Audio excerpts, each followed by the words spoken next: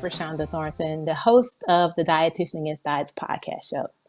Thanks to the local farmers and wonderful supporters such as Undeniably Dairy, we are proud to present to you the weekly Wellness Coalition panel series. This is a 10-part series where myself and a rotating cast of experts will discuss meaningful topics, focusing on what means the most to you during this COVID crisis. So that means every Thursday, I'll have panel guests that will bring great insights, perspectives, truths, and possible solutions. So again, thanks to Undeniably Dairy and the local farmers, this is able to be aired to you every Thursday morning at 11 a.m. on my Facebook page at Rashonda of Better Vessel. You can also see it on my YouTube channel and all other podcast stations and podcast platforms. So enjoy the show, and please reach out if you have any questions or have any topics that may be of interest to you. Well, here we are again at week 3 of the Weekly Wellness Coalition panel. This particular topic is going to be centered around physical health and what is important about it, especially during the limitations that we're facing in light of the COVID-19 crisis. So I brought on some wonderful guests today. I'm super excited about this particular panel. I fallen kind of into my niche being a sports dietitian, but I'm not the only one that comes with a lot of expertise. So I want to start introducing some of my guests. I have here Percy Bass. He is also a dietitian, but he's also a personal trainer and owner of Head to Toe Fitness Studio in, let me get it right, Grand Prairie, Texas. He's established his studio since 2013 and has over 100 clients 100 of clients currently. I'm sure it's a rotating wheel with that because he's been able to sustain his studio for a long period of time. So for those who are in Dallas, he's right outside the Dallas area. And speaking of Dallas, I have another panel member that lives in Dallas, but used to be here in St. Louis. A good friend of mine, Dr. Pennell. He is currently a chiropractor at Element Health and Wellness Clinic, and he previously, before moving to Dallas, he was a team chiropractor for the St. Louis Blues, a lot of the colleges here in St. Louis, Maryville University, Logan, Lindenwood University, and WashU University. And he also has a podcast show called the Entrepreneur's Edge Podcast. And last but not least, I have this young lady with me. I'm excited to have her here. Her name is Ingrid Markham. She has a list of accolades, but I'll simplify it for you guys. Essentially, she's been in her career for over 20 years in the areas of personal training, strength coaching, and performance a performance enhancement specialist. Along with that, her athletic career, she has been in multiple sports where she has really been exhausting her athleticism. Gymnastics is one. She's also was a national and Olympic and the Olympic competitor level in weightlifting, and a part of the race team for the U.S. bobsled team. So she has a lot of things under her belt as well. So I want to welcome everyone today to the panel. Well, and thank you for coming. Thank you. Thanks for having us. Yes, you're so welcome. You're so welcome. So I'm just going to kick it off. We have a limited amount of time and a lot of information. So I want to make sure we get it all in. So right now, we all know that we're in times that are very uncertain, and it kind of blindsided us as how it happened so quickly and so in a volatile way. But I'm really curious as far as what you guys in your respective professions and career, how does it has affected you? So I'll start off with you, Percy. Being involved in the fitness industry on the grounds with your studio and in a pretty populated area. What have you seen as far as the setbacks in the fitness industry economically? How has it affected your business personally? And when you first start happening, like what things that you put in place to just kind of make sure your clients and your members are still being served?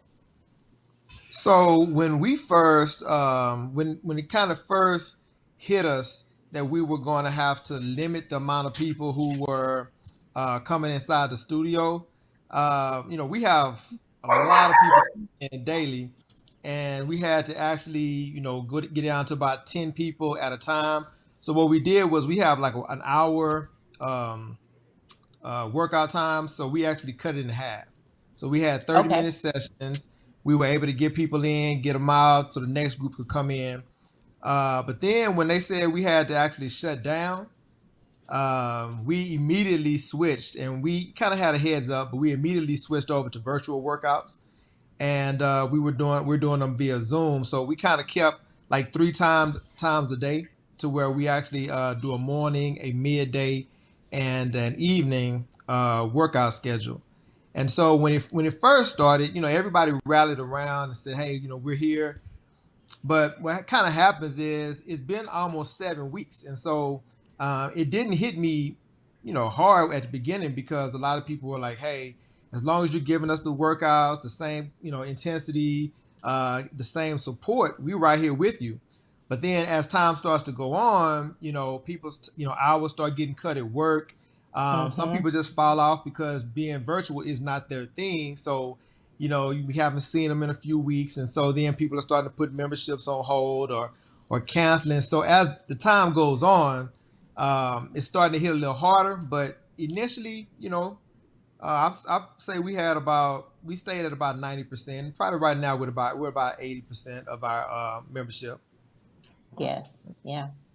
I'm sure your story is very similar to a lot of other smaller gym owners, but having that loyalty factor with your clients, not just them for you, but for you for them. I think that this time people, that's why we're particularly having this particular podcast, because we know there are hard times out there, but staying true to your physical health was what's going to be one of your best defenses during these times. So, yeah, I'm hoping Yeah, that most of our 80% does yeah, not go down.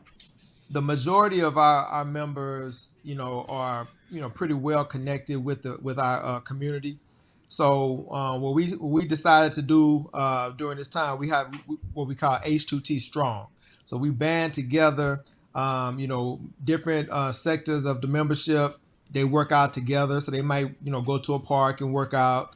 Okay. Maybe two or three people get on the lives and work out, or just do the workout. I send out PDFs pretty much every day for members to do as well. So they just keep each other accountable. We keep them accountable, and I think that's the one thing that's kind of kept us together during this time, is the fact that we have a real good uh, fit fam, what we call it, and so the relationships that we've had allowed us to, people to understand it is a small business. It is a small, compared to bigger gyms, it's a smaller gym, and so we all we got. So, you know, Yeah. Yeah. No, that's great. You still keeping community there. I think that's what's keeping everything afloat. yeah. And so, Dr. Matt, I have a question for you. Being in a more of a Yes, clinic, ma'am. in a clinic setting, is definitely a big difference, because respecting the social distancing. But I know that there are particular clients that may have a need in your hands-on work. So, how have you pretty much changed your service or modified them to where you're still able to create some type of service?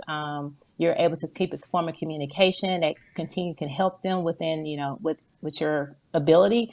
What has that looked like for you over the last the last 4 to 8 weeks, really? Yeah, it seems like it's been 6 months, not not 6 8 weeks here, but it's been interesting. We initially, we were kind of in shock, like everybody else, that the professional sports and the college sports were making those big moves, and then it came down to even locally having a lot of issues. And when chiropractic was deemed essential, obviously, we have always seen it that way. But in my opinion, there are a lot of essential businesses that didn't quite get the notoriety in that way. So we're trying to be respectful of everyone and our patients and clients and community. But so we originally reduced our days. At one point in time, we were open Monday through Saturday, actually. And now we are just open Monday, Wednesday, and Friday from 8 a.m. to 6 p.m. And, that helped us save a little bit on payroll, because obviously right off the bat, as soon as that news came out, the stay-at-home order in place, people were not moving very much, rightfully so. And so as we, gathered some information, we're like, this is a good move for now. It'll reduce our days. It'll give us some focus. I liked it because it gave us a chance to make sure that our office was prepped properly for the patients that did decide to come in. We were only seeing those acute care type of patients and the ones that needed us on a more immediate and basis. But it allowed us to section off the times a little bit more appropriately so that we would have, one patient, in a room at a time, and allow us enough time to clean. And, we're wearing gloves and masks, and very different than anything we've come across since I've been a chiropractor, but, we're making it work. And so for those days, it's been nice because we're able to really focus on patient care and give them the best possible experience, make sure that our areas are, immaculately clean and healthy. I've even denied a couple people over the past, month or so that have wanted to come in for treatment just based on the fact that, they've had a cough or whatever it may be. As we're talking through some of the symptoms, typically we'll call ahead and just make sure that they're aware of their appointments. But then, these things come up in conversation of trying to figure out, make sure everybody's healthy before they even walk in the door. I think that's the first line screen that we can do, to make it efficient. So those are the biggest changes.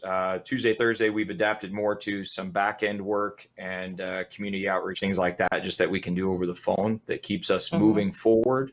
But yeah, those were the main steps that at least we took right off the bat. Okay. Well, it's good just to hear just kind of the background and just all the work that some of the more on the healthcare end are doing to make modifications, but still be able to find a way to care for those that may need it a little bit more immediately, and utilizing, technology and messaging to keep your clients, informed. I think that's important. So brings me to my next question with you, Ingrid. Now, this is a big adjustment, I would say, with just everyone overall. And having many years being an athlete, I'm sure that you've been in situations where you had limited limitation in your facilities, time changes were not always in your favor. Your activity had to always adjust, and no matter what, I'm sure physical health, you still find a way to maintain that. And so that's what most people are dealing with right now, this transition period. So what have you seen as some of the things that you have seen people do, or what would be some of your ways that you can help tell someone else from just your experience of just how to modify things with the changes that's happening right now? Sure. I think the biggest thing is to not be married to what you've done before, or what you've been doing, or the schedule you had, or the equipment you had available. As a bobsled athlete in particular, we would travel through Europe through the entire winter. We'd be in a different city every week. And literally, we would drive ourselves from city to city. So we might have a 12-hour drive, and then we'd have a full week of training, which would entail going to the bobsled track. And then also at some point in time, because the season lasts from, early November through almost March, we have to get in our training. So we're lifting, we're sprinting, we're throwing, we're doing all these things, but we're in the middle of the countryside in Europe where there aren't gyms and there aren't places for us to go. And the track is snowed over and full of ice. And so what are we supposed to do? We're athletes. We have to train, but it can't look like training looked like when we were at the Olympic Training Center and we had access to everything that we needed.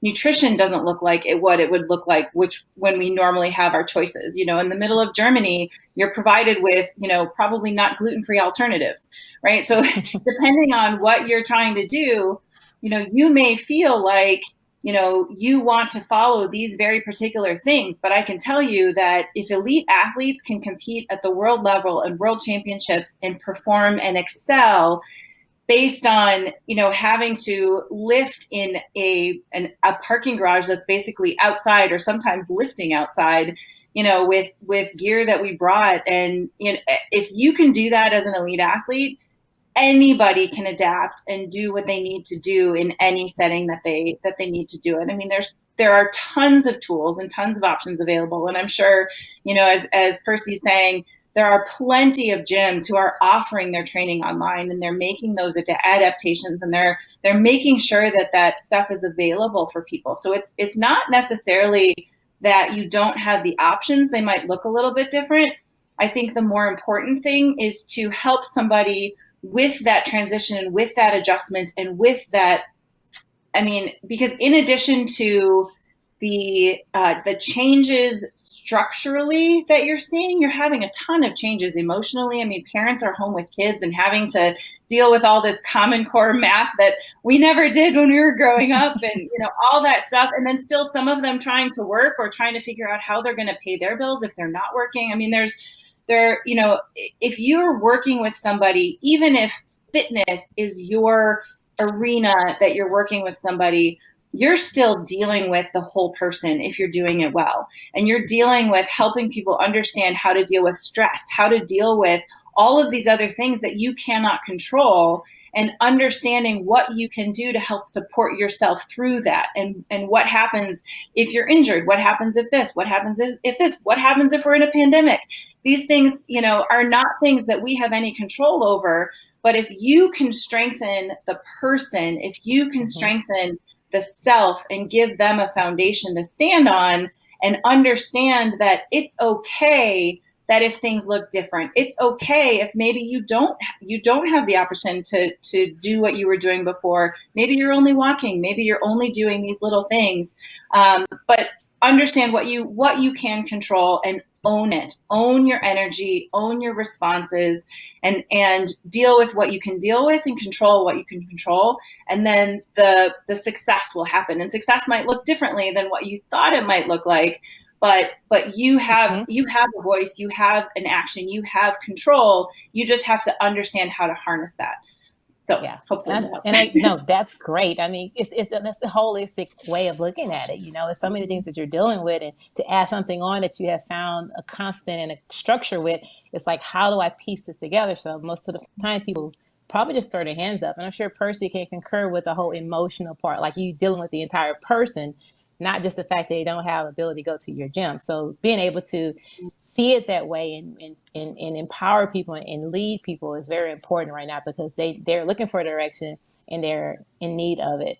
And so that actually falls right in line, because we all know that people need it, and we know the importance of it. But when we build in the fact of what can happen, it's not a fear factor, but it's reality when you're not being active, and what can be the negative consequences to that if we don't find some way to work out. And so Dr. Matt, in light of what you do in sports chiropractic, and when people you're seeing that people are becoming less active, is very true. And being a chiropractor, like, what are some of the things that you see within that needs to be addressed immediately when it comes to helping people understand that they're even just walking or just stretching or just moving is important to just your body functionally? Yeah, I mean, I think it all depends on the different populations that we work with.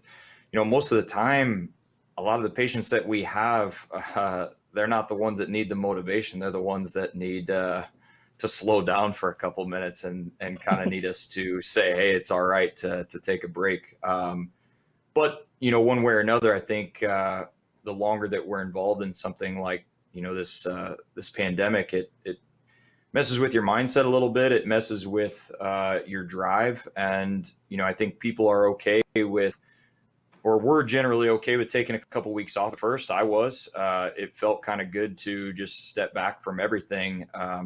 I allowed myself to play a little bit more video games. I mean, watch TV, whatever it was, to just kind of like take my mind off of stuff, maybe. And I'm sure that was the same with others. But then I think it came to, all right, we all got to start doing something, because if this is going to last more than a couple weeks, like, we got to get together. So, our patients have, talked a lot about they're getting out and walking, they're running, they're cycling, doing body weight exercises at their house.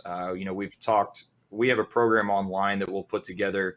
It's not what you guys do as personal trainers, or even as physical therapists may do, but we'll put together some baseline exercises, maybe TheraBand work, core strengthening and stability stuff that they can do at home, which is important. But yeah, I mean, the biggest thing is you can't fall off the wagon if we're, in this thing for a couple months, because you come back and you're going to be in really tough shape. So, we're encouraging people to just get out and move. If you have if you're, fortunate enough to have a bike inside or some equipment, whatever it is, obviously take advantage of it. But even little things like, we're getting people working from home right now that typically they were out and about and just moving more in general, whether it was walking around, at the office or the gym or whatever it may be. So, we're having a lot of people that are just stagnant in general working from home. So, talking to them about transitioning from standing to sitting, even if it means getting creative and standing to work at the, countertop, bar top, whatever you have at your house, using an exercise ball to maybe do some stretches. But that's where I think, exercises like what everyone really on this panel is good at. And that's where, hey, take a break and do some exercises, do some TheraBand work, whatever it is. I think it adds strength, it activates the mind, and it just kind of helps us refocus for whatever the project is at hand. So it's definitely challenging, but I think, giving positive ways to make it happen is just beneficial for everybody. Yes. And needing cheerleaders like Percy and Ingrid on there will definitely encourage people to get off, out of their norm, out of their nest. And I was gonna say another word, but get off their butt and just really get to moving. And again, it's not about building fear. It's about people understanding, like Ingrid said, you can't control the outside environment. You can control how you choose to take advantage of it and still have some resonance of normalcy within, an exercise. So I think you guys are making great points with that. Ingrid said something about food, and of course, my eyebrows went up. I'm sure Percy did over there too. But I'm going to pass the mic to Percy real quick because Percy kind of has both in his hand. He owns a gym and he's also a dietitian. So we all know what that means when it comes to really trying to get people to combine them together and make positive choices for their body and for their health. But with fitness and nutrition, they kind of go hand in hand for most people. And so when one ball drops, the other drops. So Percy, I'm going to pass the mic to you as far as when you're working with your clients now, what have you seen out along with the changes in their exercise or the intensity or frequency? What have you seen? How have you seen it correlated with their eating habits and their choices? So this is a big one because what we saw was a lot of people. So because they're at home, their routine changed. So they would fix their food, fix their lunch, take it to work. They had a routine, and now they're sitting at home all day, even though they might be working, but they have access to all the snacks and everything that they've, bought because they're at home. And so what's happening is, people are eating because they might be bored. And then they're not eating the right thing. So they, might have gotten some snacks that they normally wouldn't eat because, for one, they're stressed, and now it's like more comfort food.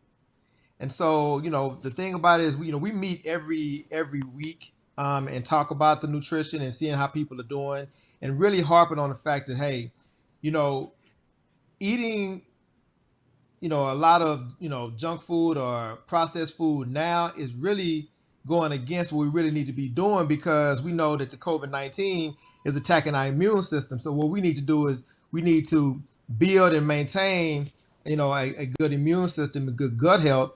So what I'm trying to get a lot of my members to do is, when they go into the store, keep that in mind. Of course, because of the stress and emotional eating, they tend to go toward things that might not be the best, but trying to make sure that they understand that, hey, we need to be building our immune system. So making sure they're getting the fruits and vegetables, making sure they're not getting a lot of the processed foods. That's going to be key during this time. And then, it might be another spike coming in the fall. So building the immune system now so it won't get caught up, at that time as well. Yes. I've had something, Percy, very, helping people to recognize that have more reasons why you're implementing these healthy activities with your nutrition and your exercise, because those are the only two weapons you have right now when it comes to battling or combating the COVID-19. There's different levels to degrees of which people are affected by it, and the stronger your immunity system, the stronger you're able to better handle it or offset it or not have extreme symptoms.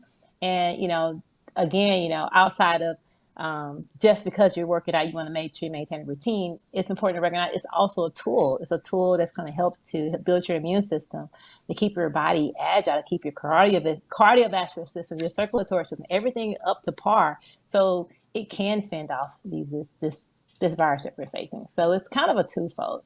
Absolutely. So thanks But I for do. I tell yeah. Go what ahead. I tell a lot of my members as well is right now, before COVID-19 and their regular routine, everybody was, fat loss, building muscle, things of that nature. And right now, I'm saying, hey, it's all about health.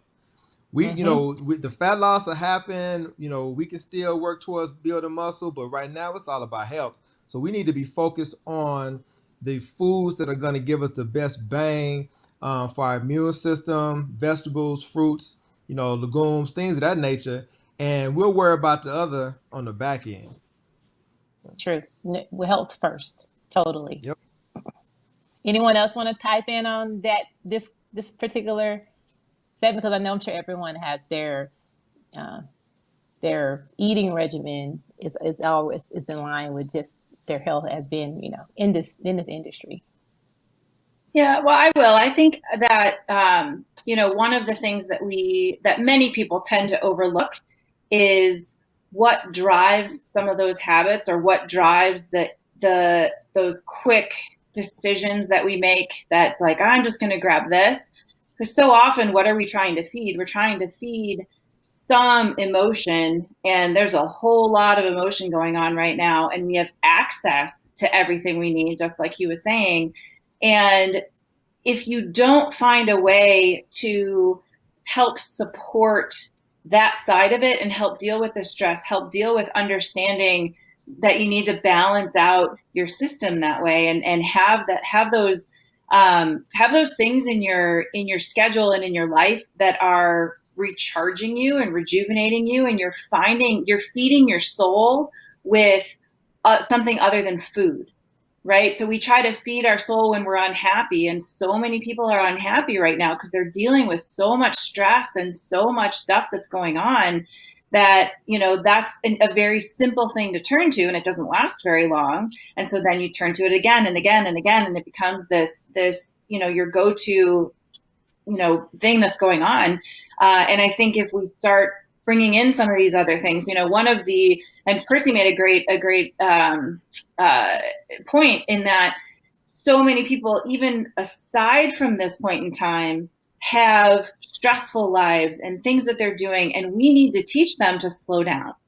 And it's no different now. I mean, one of the first conversations I would have with people who would come in who were, working parents and, going to jobs and then running to their kids' events and doing all these things and running. And then they're like, I got to come and I got to work out 5 days a week for an hour, and I got to do this and I got to do that, because they think if they don't do it that way, it's not going to work.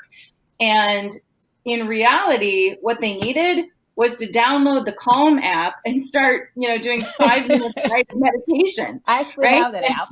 Yeah, I do too. I use love it. Yeah. It's fantastic. And I have so many clients who actually started using it who were like, I cannot believe what a difference it makes just to do it. And I had many of them, their kids would get in on it. It became this thing that they did at the end of the day, just to kind of come down from everything and reset. And I mean, I started using it at a time when I was starting to speak. I was traveling every weekend. I had just expanded my gym, and I had so much stuff going on, and I was going. And I just would be all wound up, and I would start this app, and within 5 minutes, my whole life would just go. And then when you're in that brain space, you can make conscious decisions. You can make decisions that are better for your health and better for what you're trying to do. When you're in that just like panic survival mode, you just don't think about those things. I mean, that's just not how our bodies work, right? And so if we start to bring in some of these things that are like, okay, hey, what kinds of things do you love? Take a YouTube, painting, thing. Like, what do you like? Do you want to learn something?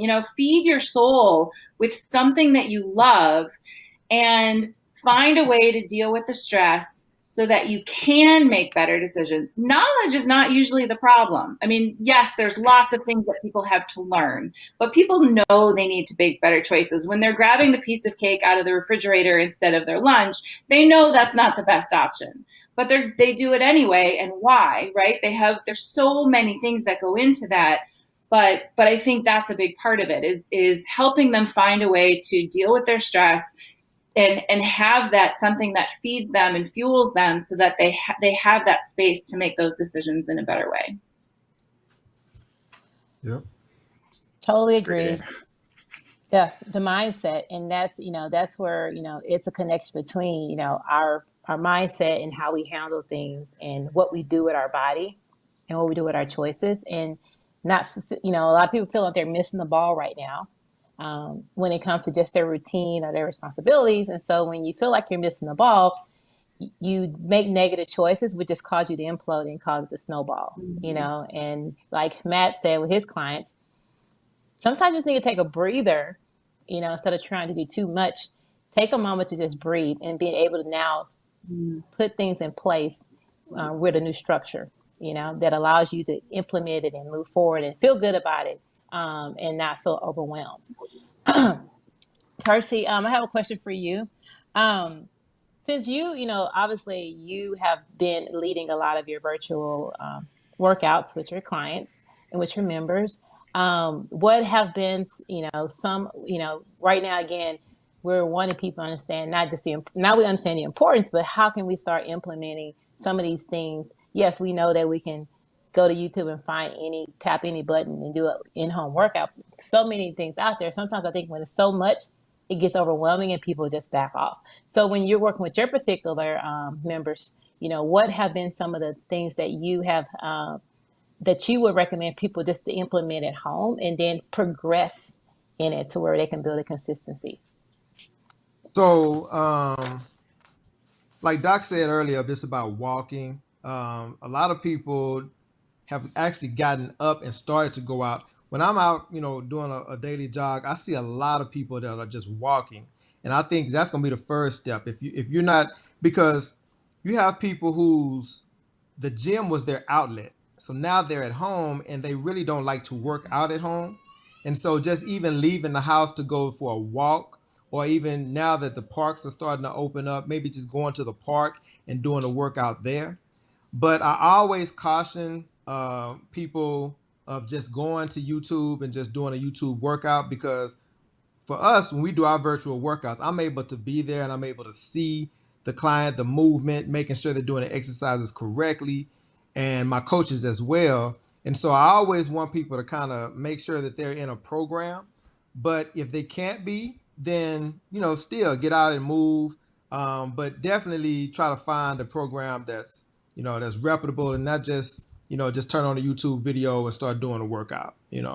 But yeah, first of all, I want people to just keep moving, and if they're out walking, or if they're out coming home, stretching, yoga, anything of that nature, we need to just keep our bodies flowing right now, opposed to just, being sedentary and just sitting down. Yeah. And kind of this is very similar to what Ingrid had mentioned earlier. I mean, if she and her bobsled team can travel for 12 hours, go different places, go to remote locations without the luxuries of gyms or equipment, or just a building. It's all about finding ways to maintain. It doesn't always have to look the same, but like I say, this is a time where we don't know when the stop clock is going to stop, and so we have to start building in a new program into our lives that's built around physical fitness. And like you said, Percy, just starting off with walking. I mean, honestly, it's kind of fun to watch people just outside now just to walk. When I go out and run, it's just fun to see people riding their bicycles, running. I can tell it's probably their first, probably tell they haven't ran in a while, but they're out there running. So it's all about moving the body. It doesn't have to be, you definitely want someone to guide you so you can do it appropriately and not hurt yourself. But if you don't have those amenities or those services, just doing something is better than nothing. Yeah. Dr. Matt, and now you had mentioned earlier, how, a lot of work that chiropractors do, I glean it as essential, but it seems to be there can be a kind of a faded line on what's considered essential and not essential. I'm assuming it's dependent on the population or the clientele. So now with you knowing that there are certain people that you can work with right now, have you implemented any virtual programming? Just or if like it's kind of I'm curious to see how that work as a chiropractor, but what can be done? What can be done from afar to help your clients or to help people that may have similar issues that your clients have that may need addressing right now? Sure. Yeah, I mean, obviously, it's a little bit difficult to accomplish chiropractic care over the phone or via Zoom or whatever that may be. But there are some cool things that we can do. I mentioned earlier that there were a couple patients that did present with some symptoms, not necessarily coronavirus specific, but cough, different things that seemed a little bit out of the ordinary, and we discovered those over the phone or whatever that was. And so at that time it's just like I had to respectfully decline them coming into the office at that moment, just because I didn't want to take the chance for any of our staff, myself, but to pass it along to other patients in the office. I just don't think that's right or fair. So, for those specific times, we have implemented telemedicine, and it's different than maybe an MD would do telemedicine, to where they could go through signs and symptoms, maybe prescribe medication. Obviously, that's not something that we do as chiropractors, but we can go through signs and symptoms. We can talk about hey, what's bothering you? What time of the day? Some of these symptoms are flaring up, and we can say, have you been icing? Have you been using heat? Have you been doing exercises? What does your daily breakdown look like? And start to piece a puzzle together. Give them recommendations. Okay, if you're feeling pain later in the day, I would like you to ice, 2-3 times for 15 minutes. It's amazing some of the base level things that I think any one of us in our own professions just don't really think about, that it's this magnificent information to pass along. But to others that aren't in our professions, those little nuggets are gold for sure. So, talking them through what could help them in their situation, maybe here are some exercises or stretches. I love to talk them through everything, take down notes, and then I send them an email breakdown of what we discussed. Maybe link them to a couple videos, to some stretches, exercises that they can do on their own. And so the telemedicine part has been really important for that. We do see, obviously, as you mentioned, our athletic population, general population that sits at a desk, but we do see personal injury clients as well, or patients. I'm always back and forth between clients and patients when it comes to gyms and our spot. But anyway, we're just trying to figure out, the pieces of the puzzle that are going to help them specifically. And that's where I think, some of the videos come into play also. I've been trying to build our YouTube channel a bit more to have exercises that are specific to what I personally like to pass along to our patients, so that then I can just, send a quick link, say, hey, I wanted you to do McKenzie extension because you're sitting all day long, and this will help reduce the disc irritation in the low back. So here's a video, we discussed it already. And so those things, I'm trying to be more active to help the patients, and, just trying to get creative with making sure that everybody has the correct information. And, and then at the end of the day, some of the people are not comfortable coming in, telemedicine's not a great fit. And so, we'll email or talk over phone, whatever makes the most sense. But, it's end of the day, whatever's best for those guys. Yeah. Yeah. Like we have been saying, you have to want people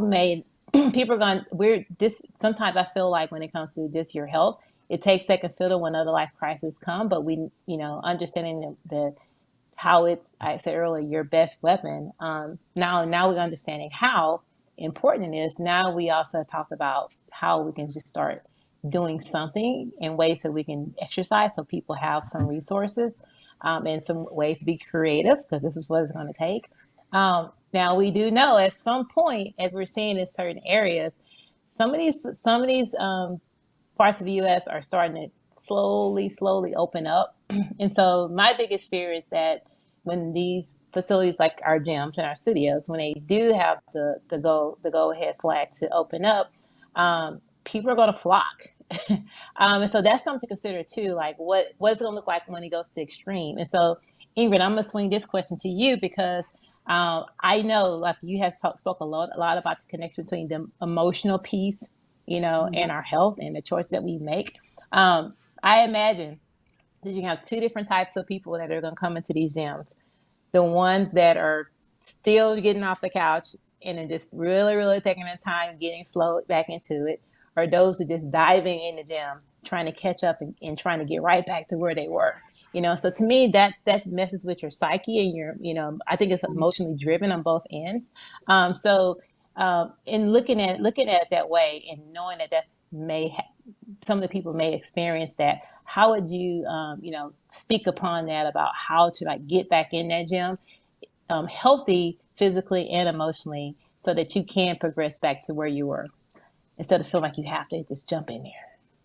Well, I think that one of the things that I'll say is the reason that I chose the name for my business that I did is called Better Get Better.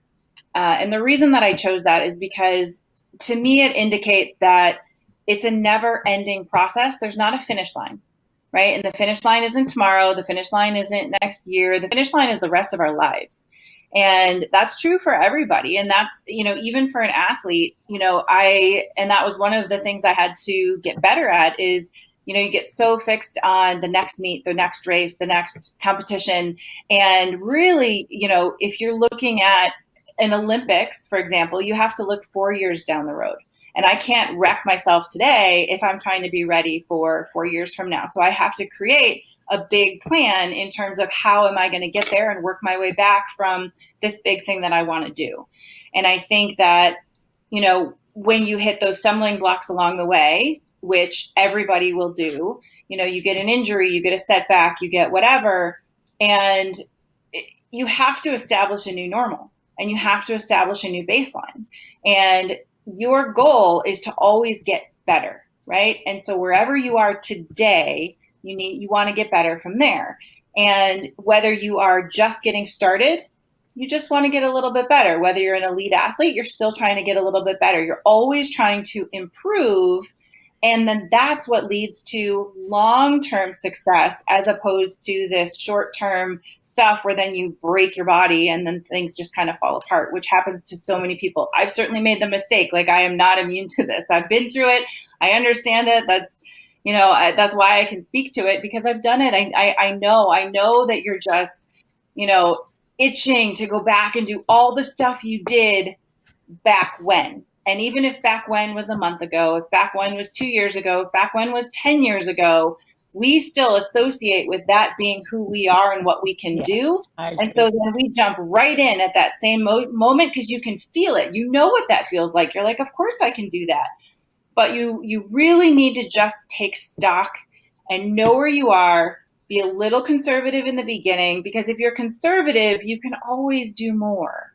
If you do too much, you get sent back 10 steps, and now you have even further to go than you had before. So I think the biggest thing to do is to really understand that nobody's judging by where you are tomorrow. Nobody's, it's not a race to get back to it, right? And it feels like it will. I know that. I totally understand that feeling. But the way that you do get back is by really understanding where you are now. And it's not where you were a month ago. It's not where you were when this thing started. It's where you are now. And the only way you start to really figure that out is as you come back into the gym, you do a little bit more, and you build from there. The only way you can build is if you establish that solid foundation, right? So kind of figure out what that standard is, what your new normal is, and then go from there. And it doesn't take that long to figure that out. You don't have to, you don't need to make that decision before you go in. You take a couple days and you already know where you're going to be. Yeah. So I say, if you take that first week and ease back in, you're going to know pretty quick how hard you can push and how hard you can't. And I think that's going to tell a lot of people what they need to be doing. And like you said, it's no timeline. There's no clock. So you just a little bit, and goes further than trying to race there. Yeah. Right. Now I know, Matt, did someone want to say something? I was just going to see if I could add to that. I thought that's a really good explanation. And the only thing that I was going to add is, when I feel like now is a great time for people to be working on all of those, intrinsic muscles and stabilizers that they all hate to do, and because once the gym hits, right, we want to do all the fun stuff and, get big or get lean or whatever it is. And, while we're at home and TheraBand work sucks, like, let's face it, it's just not the most fun, but those are the things that are going to help you with your bigger lifts. And, something that we talk with our patients about is like, hey, this is, as you mentioned, that stepping stone and that building block, let's hit these now. And then as we get to the point where we can start having some fun again, now you're going to be that much better, as you mentioned. And so, it seems like with most of us, if some is good, more is better. So, this is a great time, I think, to get back to, like you said, some of the basics, but it'll, make you explode exponentially when it gets back to the real stuff.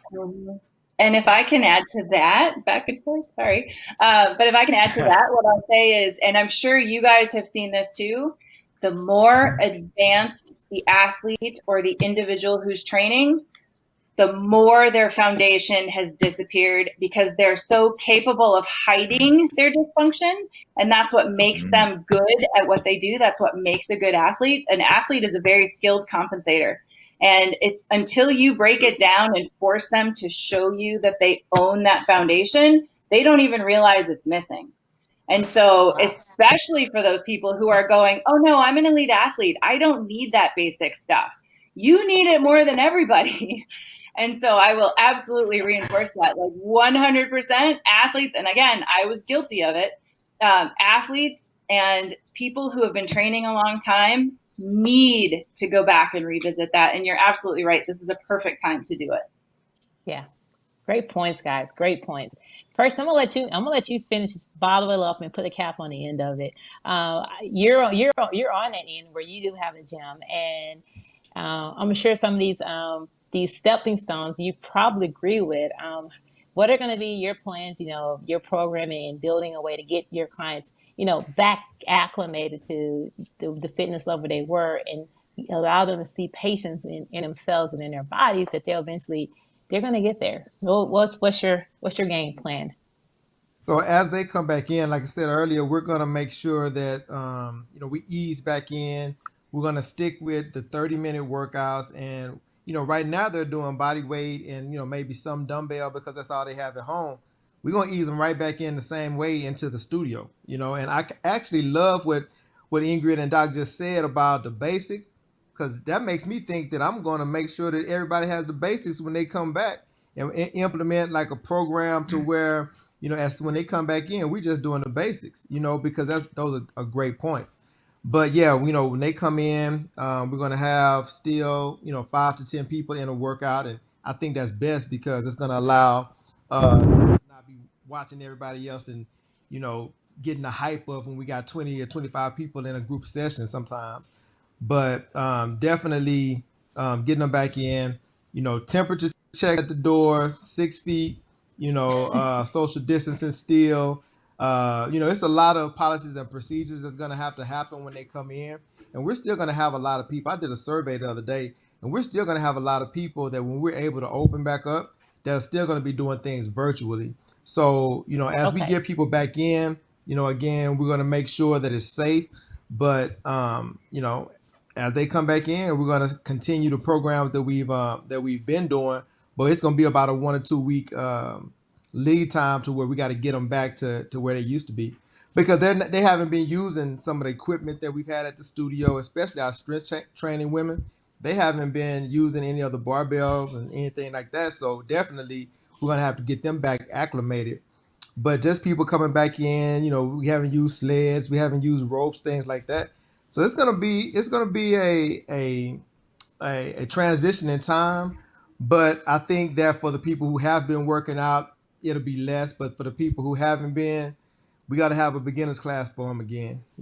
Yes. No, yeah, great. I mean, these are great points that are made because we got to always think ahead and how we're going to, thinking about now and then think about how it's going to be when it's time for it to be that way. So these are great points. As we're getting ready to close, I want to give everyone an opportunity to have a way that anyone that has any more questions or want to inquire about your services, how can they reach out to you, your company, or your organization? Dr. Matt, I'll start with you. Sure. So we have quite a few different points of entry, but our Element Health and Wellness Instagram, Facebook, you can just search that all out. You can find our podcast at the Entrepreneur's Edge podcast. My Instagram handle is Dr. Pennell 5, DrPennel5, and then my email is drmattpennell@gmail.com. So pretty easy. I'll always make myself available. Do my best to reach out pretty quick. So thank you all, and great to meet you guys, and thank you, Rashonda, for putting this together. No, definitely. You're welcome. Ingrid? I guess the best way, you can either follow me on Instagram. I do sometimes put content out there. You'll see a lot of my dogs there as well. But I'm the Iron Valkyrie. And my website is just my name, ingridmarkham.com. And there are email contacts on there as well, but my email is just ingrid@ingridmarkham.com. So very easy to get a hold of me for sure. And I also thank you for putting this together. This is going to be awesome to watch as the weeks progress for sure. Yes, because of you guys, because of you. Percy, last but not least. So you can reach me at percy@h2tfitness.com with the email. Website is h2tfitness.com. I also host a Facebook group called the Do Better Movement. We have over 1,200 people in the Do Better Movement. And you can also catch us at Head to Toe Fitness Studio in Grand Prairie, Texas, 605 East Palace Parkway, Suite B5 and B6. Great. Well, everyone, it was such a pleasure to bring everyone in from the south to the east. This is a very important topic and definitely need to be put out there right now. So you guys are great voices for what the artists and what people need right now. So thank you for that and coming on the show. Thank you, Rashonda. Thank you a lot, Rashonda. You're welcome. Have a great time, guys. We'll see you next week. So continue to come back for more wellness-related topics. Please join me every Thursday morning at 11 a.m. Central Time, right here in my dining room to help give you information on all wellness-related topics that mean the most to you during these times. And don't forget to support our students by going to www.genyouthnow.org to learn about their grant funding program in response to the COVID-19 crisis. It's called For School's Sake. So follow them on Facebook and Instagram and see all of the impact they are making by supplying schools with resources and food needed to keep our students safe and fed.